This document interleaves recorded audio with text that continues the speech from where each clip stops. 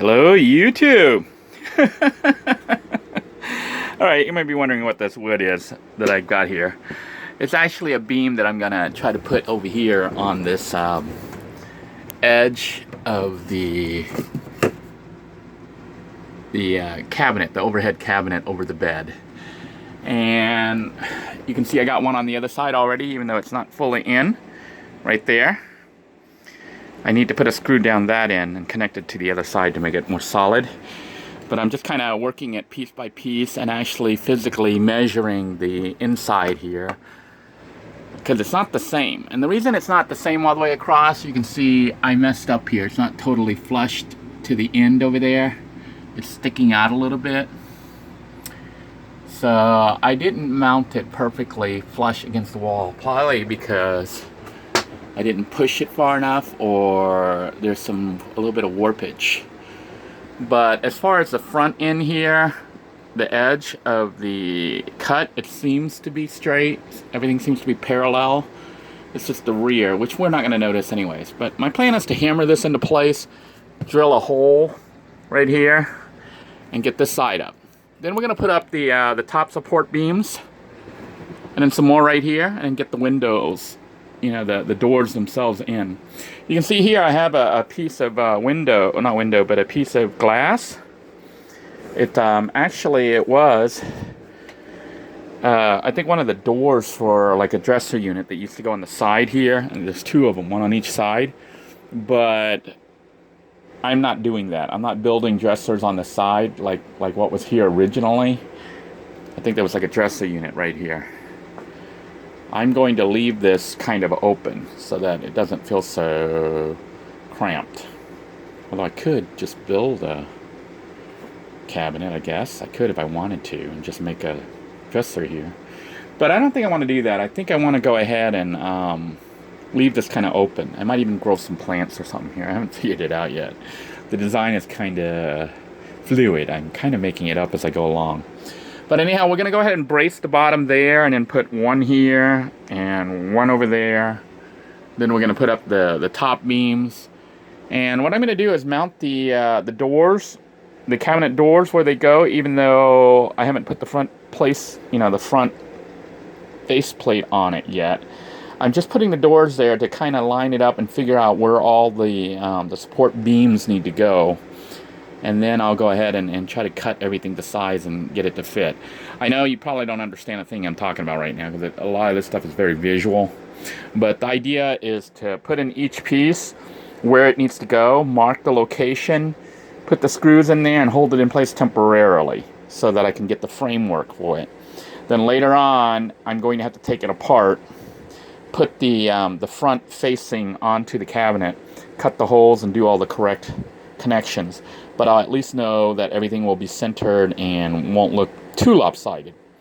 You know, I am a student of the Tim Burton construction style, so if things look a little bit lopsided, hey, it was intentional.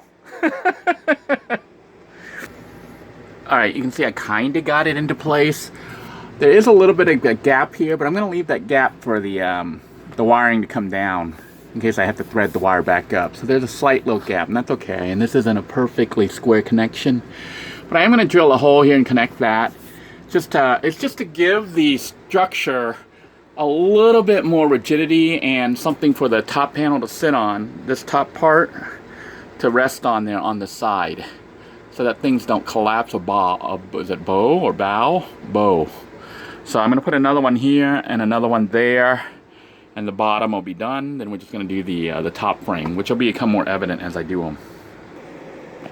Alright, now I need to get this mirror door centered on the cabinet up there. You know, right there centered. So what I did was I measured the width, and it came up to 39 inches.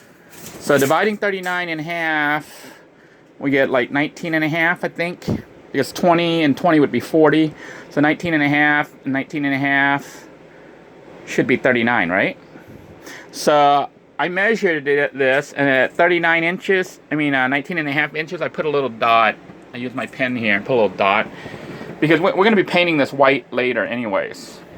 Or even if we don't, that little dot's not gonna matter. Anyhow, now we gotta find the center right here. And my assumption is they have the 3 lights here in the center of the RV. So I'm assuming the center light is exactly centered. So we're gonna go right up from that center light and put a line up here, a little dot. And when I do that, that'll tell me where this dot needs to line up. It needs to line up with that other dot.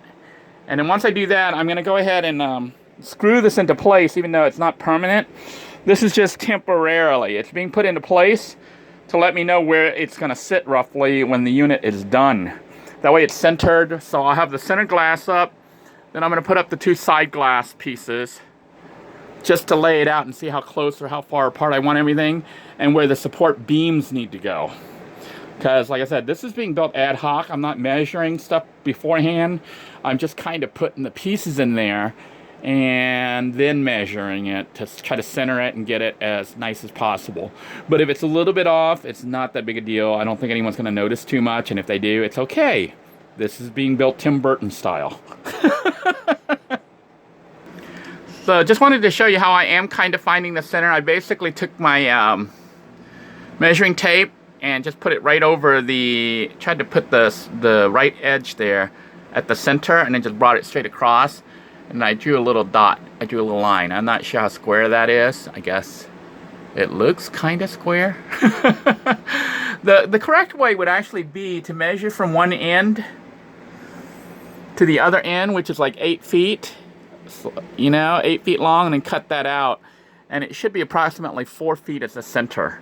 So let's double check that. But it should be 4 feet, but see, the thing is, the whole RV itself isn't perfectly square. It's a little bit off. So even doing it that way, you know, it still may not be centered. This is slightly off, I think. Maybe it's right. So I'm going to try measuring the distance from where I put the dot to the end there. Should be approximately 4 feet. Let me do that and check it. All right, using the tape measure going that way and coming out across here, I see that this is actually a little bit over 4 feet, so I may have to move it back like ½ an inch. But I'm going to try measuring from the other end and seeing what it says on, you know, going this way. Because if it does, I'll have to move the dot. So me trying to eyeball it like this wasn't centered. Yeah, coming from this way, you can see it's under 4 feet, and on the other side it was over 4 feet. So I can tell that I'm actually off by about a little bit under ½ an inch. So what I'm going to do is just measure it this way, and where it says 4 feet there, that's where I'm going to put the dot, not where I actually marked it initially, because that's off. All right, here you can see I made the second mark, and I put a little T, made it look like a T, just to tell myself to ignore that first one. That's wrong. So this is actually the center of the beam, and I'm going to line it up to the center of this. So I'm going to get some little screws and screw this guy in just temporarily to hold it into place, and see if we can't make this layout and see if everything's going to fit correctly and how it's all going to look, kind of, you know, just give us a preview of what it's going to look like when it's done. All right, getting the screws in there was a little rough, but what I did was I did mark this side with the pencil, then I drilled the screw in and then unscrewed it back out, put it in. I just put in one screw to hold it, because this isn't permanent. This is just a placement to see where everything's going to go. So I screwed that all the way in and held it in place. That helped me to hold up that end. Then I had to do this end. So I kind of took the screw, marked the location, screwed it in, unscrewed it out, then put the hinge on it and screwed it back in. And you can see that, this is going to have a little hole here to lock it in place. So I may have to drill a little hole when this is all said and done. And maybe even mount the little plastic receiver in, but if I can find one of those. But you can see now, that's what it's going to look like with the mirror kind of centered. So now I have to take those two door openings right there, the decorative glass door right there. Wow, this thing's really having a hard time focusing here, but we're going to take that and put it up on the side there. My battery's running on the camera, so flash just went off, so I apologize for the color shift and if it starts getting fuzzy. But we're going to go ahead and try to plug this camera back in and let it charge up. So stay tuned. Alright, just wanted to show you guys how I'm sizing things to try to get it, you know, to shut and work correctly. I know there's mold there that needs to be removed. I'll clean that off and put some bleach on it here shortly. But basically, it has these little arm things that bolt onto the side or screw into the side, and that's what I use to determine where these vertical beams go. See right there? It has to line up right here so it can attach on this side. Oops, and can attach on this side as well. So that's the plan. That's why I put it on this side, and then I put screws here down, you know, diagonal. I could have went across, but I didn't have the right size screws, so I went diagonal down at an angle right here. This top one went down at a diagonal. And I also put one from the bottom and did one up here. And here I did one on each side, and that side, diagonal, then from the bottom. So I think that should hold it. It's not like super strong or anything, it's just to help it hold its shape and be a little bit rigid. I'm not sure if I'm going to put some diagonals going down this way. I may or may not. It just depends on if this is sturdy enough. I'm not going to put another one. You know, this isn't being built like Fort Knox or anything. It's just built to kind of hold its shape, and it feels like it's pretty sturdy right now. This is at least a lot more sturdy than Yurt 2.0. Well, I think I'm going to call it a day for now, and show you guys updates later when I work some more on this project. But I am going to go ahead and try to do the other side before the sun goes down, and that way I can put the mirrors up, you know, temporarily, just hold them in place. That way they're not just sitting around, and I can destroy that big ugly thing right there down the hall right there, get it out of this RV and clear up some space, because it'll help to reduce the clutter. Essentially what I'm trying to do is put things where they belong so that I can get rid of the clutter. And I have one more window I need to do the blinds for, which I'm going to try to make a video if it's not too dark, just to show you guys how I mount it. This is a really nice blind set from Home Depot that I got that are cordless, and they're pretty cool how they work. So I want to show that off here in a moment. So stay tuned for that video. So until next time, everyone, thank you for tuning in. Be sure to give this video a thumbs up if you enjoyed watching it. If you have some tips for other people watching the video later, please feel free to post them down below. That way people can benefit from this video. But I'm just showing you what I'm doing. It's not the, like here, I didn't even use a T-square or anything to make sure it's perfectly squared.